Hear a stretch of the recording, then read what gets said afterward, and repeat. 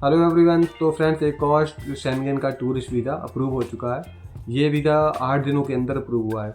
इससे पहले जो है इनकी एक रिफ्यूज़ल भी थी और वो थी जर्मनी से। तो इनका इस बार वीज़ा जो है अप्रूव हो चुका है। दिल्ली वीएफएस में इनकी अपॉइंटमेंट बुक की गई थी और विद इन 8 डेज इनका वीज़ा अप्रूव हुआ है। 10-12 कंट्री से इनकी ट्रैवल हिस्ट्री थी। तो पूरा जो है क्या इनका प्रोफाइल था, ट्रैवल हिस्ट्री वगैरह, और भी इनका जो इनका पूरी डिटेल अगर आपको जाननी है तो लास्ट तक इस वीडियो को आप ज़रूर देखना। चैनल अगर आपने सब्सक्राइब नहीं किया तो सब्सक्राइब जरूर कर लेना, क्योंकि मेरे चैनल पर आपको वीज़ा रिलेटेड ही इन्फॉर्मेशन मोस्टली मैं आपको देता हूँ। इसके अलावा अगर आपको मेरे से बात करनी है तो आप सबसे पहले जो है मुझे इंस्टा आईडी पर आप मुझे मैसेज कर सकते हो, डीएम कर सकते हो। और अगर आपको मेरा नंबर चाहिए तो आपको इंस्टा आईडी पर ही मेरा नंबर भी मिल जाएगा। फ्रेंड्स, बात करते हैं इनकी जो है प्रोफाइल की। इनका प्रोफाइल क्या था, कैसे इनको वीज़ा मिला। तो 10-12 कंट्रीज, जैसे मैंने बताया कि 10-12 कंट्रीज इन्होंने ट्रैवल की हुई थी। ट्रैवल्ड की ही ज़्यादा। कुछ लोग वीज़ा लेके बैठ जाते हैं। मैं उनको बोलता हूँ कि हमेशा कि भाई अपना ट्रैवल ज़रूर करो। वीज़ा रखने से आपको, अगर तो कोई बड़ी कंट्री का वीज़ा है फिर तो चलो ठीक है, बट अगर छोटी छोटी कंट्री के अगर आप वीज़े पासपोर्ट पर लगवा लेते हो और आप कहते हो कि हम जाऊँ ना, तो वो ट्रैवल हिस्ट्री हो गई है। ट्रैवल हिस्ट्री नहीं हुई है, वो पासपोर्ट पर वीज़ा ही लगाया, ट्रैवल नहीं किया आपने। तो ट्रैवल हिस्ट्री तभी बनती है जब आप ट्रैवल करते हो किसी कंट्री को। तो ट्रैवल करने के बाद जो है आपकी ट्रैवल हिस्ट्री बनती है। तो फ्रेंड्स, इनकी ट्रैवल हिस्ट्री क्या थी। कुछ कंट्रीज इन्होंने एशियन कंट्रीज ट्रैवल की थी और कुछ इन्होंने मिडिल ईस्ट कंट्रीज ट्रैवल की थी।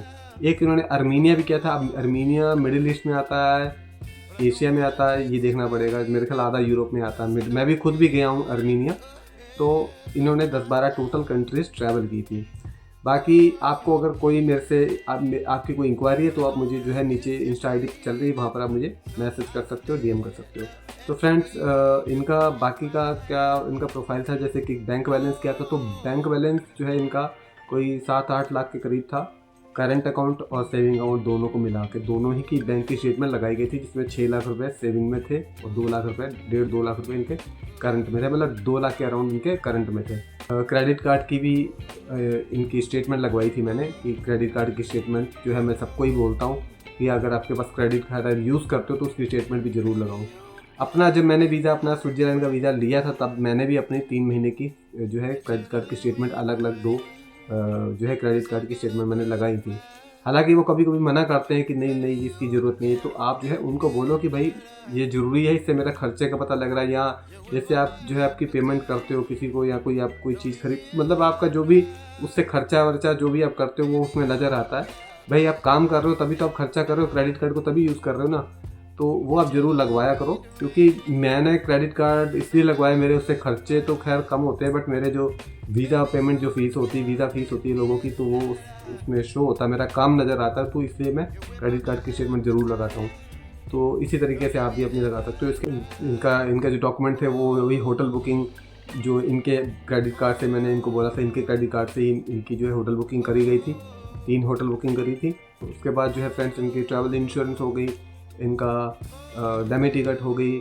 और जैसे डमी टिकट के लिए भी मैं बता दूं कि डमी टिकट जो है, आप कुछ लोग कहते हैं कि नहीं जी वो शो होनी चाहिए, तो शो होने से कोई मतलब नहीं था। कितने लोगों को वीज़े मिले हैं, तो शो होने वाली कोई चक्कर नहीं होता, सिर्फ एक प्लान होता है। बट ये कि वो फ्लाइट जा रही हो आपकी। जैसे अगर आप कोई डमी टिकट बाय करते हो, मैं भी हालांकि करके देता हूँ, तो आप ऑनलाइन लेते हो तो वो काफ़ी महंगी मिलती है। बट अगर आप मेरे थ्रू मुझे कांटेक्ट करके आपसे मेरे को कांटेक्ट करो, जो ऑनलाइन से काफ़ी सस्ते रेट में देता हूँ, चीप रेट में देता हूँ। तो डमी टिकट हो गई आपकी, ट्रैवल इंश्योरेंस हो गई, कवर लेटर हो गया, होटल बुकिंग हो गई, और इनका visa application form. Visa application form friends मैंने इनको भर के दिया था। वहाँ पर वीएफएस वालों ने अभी 2-3 दिन हुए थे, उन्होंने चेंज कर दिया था। तो वीज़ा एप्लीकेशन फॉर्म जो है स्विट्ज़रलैंड का चेंज हो चुका है। और वो जो है, अगर आपको भी आपने भी स्विट्ज़रलैंड का पुराना फॉर्म अगर आपने भरा है तो उसको भाई आप चेंज कर लो, ऑनलाइन डाउनलोड कर लो। स्विट्ज़रलैंड मतलब वीएफएस से आप डाउनलोड कर लो, स्विट्ज़रलैंड वीएफएस से। तो उसको डाउनलोड करके आप जो है आप न्यू फॉर्म भर सकते हो। तो फ्रेंड्स, तो इनका जो है 7 दिन का प्लान था। 7 दिन का वहाँ पर प्लान दिखाया था, जिसमें 3 होटल दिखा दिए थे, क्योंकि 2-2 दिन का वहाँ पर रुकना था। और इनका बैंक बैलेंस भी कोई मैंने बता दिया आपको, 7-8 लाख रुपए था। 6 लाख रुपए इनके सेविंग में थे। सेविंग्स में होना आज की डेट में ज़्यादा, मतलब सेविंग्स अगर आप कर रहे हो तो इट मीन्स आप पैसे कमा रहे हो। बट कुछ लोग क्या करते हैं, पहले से ही डाल देते हैं, फिर उसे ऐसा नहीं होता। 6 लाख अगर आपने उसके अकाउंट में अगर आपके हैं तो वो हर महीने 6 महीने की बैंक स्टेटमेंट लगी तो हर महीने कुछ अमाउंट आप सेव करते हो हर महीने, तो वो उसमें शो होता है ट्रांजेक्शन में, तो वो चीज़ आपकी नज़र आनी चाहिए। उसके बाद मैरिड हैं, ये सिंगल नहीं थे, मैरिड हैं, तो अपने बच्चों का, इनके बच्चे भी हैं तो उनका भी इन्होंने आईडी प्रूफ लगाया था।